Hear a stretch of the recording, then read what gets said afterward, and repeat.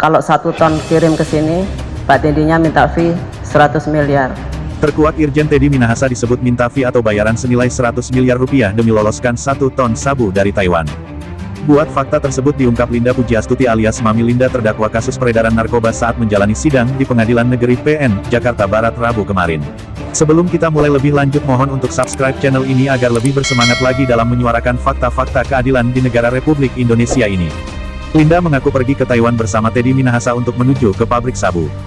Mendengar keterangan Linda tersebut, Adril pun kaget. Ke Taiwan itu dan ke pabrik itu, dalam rangka apa? Tanya Adril. Linda pun menjelaskan kepergiannya ke Taiwan berawal dari pertanyaan Teddy apakah dirinya mengenal bandar sabu. Lalu, Linda menjawab ia mengenal seseorang bandar sabu di Taiwan. Sidang jual beli narkoba yang dijalankan Irjen Teddy Minahasa mengungkap fakta baru. Kata Teddy, terus kamu kenal nggak bandar yang di sana, di Taiwan? Jawab Linda, ada Pak Teddy. Terus Pak Teddy bilang begini aja kita ke sana kalau mereka mau kirim, kita kawal.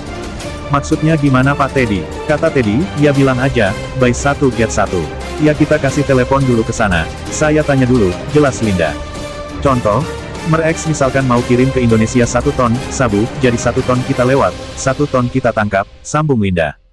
Namun, cara seperti itu, ujar Linda tidak diinginkan oleh Teddy. Teddy justru meminta fee sebesar 100 miliar rupiah per 1 ton sabu yang dikirimkan ke Indonesia.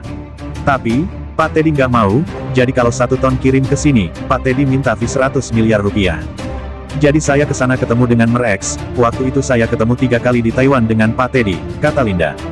Hanya saja, ketika dirinya menghubungi Mer-X, keinginan Teddy tidak dipenuhi karena dinilai terlalu mahal. Lalu, Adril pun menanyakan apakah kesaksian Linda tersebut dapat dibuktikan. Linda menjawab keterangannya dapat dibuktikan karena ada barang bukti berupa paspor yang tertulis dirinya bersama Teddy berangkat ke Taiwan. Bisa ibu dibuktikan di paspor? Tanya Adril. Hanya saja, ketika dirinya menghubungi Mer-X, keinginan Teddy tidak dipenuhi karena dinilai terlalu mahal. Lalu, Adril pun menanyakan apakah kesaksian Linda tersebut dapat dibuktikan. Linda menjawab keterangannya dapat dibuktikan karena ada barang bukti berupa paspor yang tertulis dirinya bersama Teddy berangkat ke Taiwan. Bisa ibu dibuktikan di paspor? Tanya Adril. Linda menjawab keterangannya dapat dibuktikan karena ada barang bukti berupa paspor yang tertulis dirinya bersama Teddy berangkat ke Taiwan. Bisa ibu dibuktikan di paspor? Tanya Adril. Paspornya ada, silakan, pernah saya kasih, kan saya pergi berdua 3 kali dengan Pak Teddy Minahasa, jawabnya. Sebagai informasi, dalam surat dakwaan jaksa, Teddy Minahasa dijerat pasal 114 ayat 2 Undang-Undang Republik Indonesia Nomor 35 Tahun 2009 tentang Narkotika Junto pasal 55 ayat 1 Pertama Kitab Undang-Undang Hukum Pidana Subsidiar pasal 112 ayat 2 Undang-Undang Republik Indonesia Nomor 35 Tahun 2009 tentang Narkotika Junto pasal 55 ayat 1 Pertama Kitab Undang-Undang Hukum Pidana.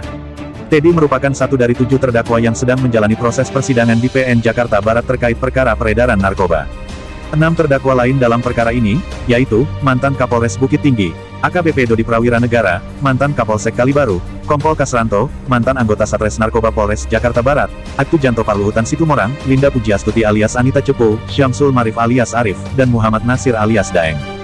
Dalam dakwaannya, Jaksa Penuntut Umum JPU membeberkan peran masing-masing terdakwa dalam perkara ini. Irjen Teddy Minahasa diduga meminta AKBP Dodi Prawira Negara sebagai Kapolres Bukit Tinggi untuk menyisihkan sebagian barang bukti sabu dengan berat kotor 41,3 kg. Pada tanggal 20 Mei tahun 2022 saat dia dan Dodi menghadiri acara jamuan makan malam di Hotel Santika Bukit Tinggi, Teddy meminta agar Dodi menukar 10 kg barang bukti sabu dengan tawas. Pada akhirnya ada 5 kg sabu yang ditukar tawas oleh Dodi dengan menyuruh orang kepercayaannya, Syamsul Marif alias Arif. Kemudian Teddy Minahasa sempat meminta dicarikan lawan saat hendak menjual barang bukti narkotika berupa sabu.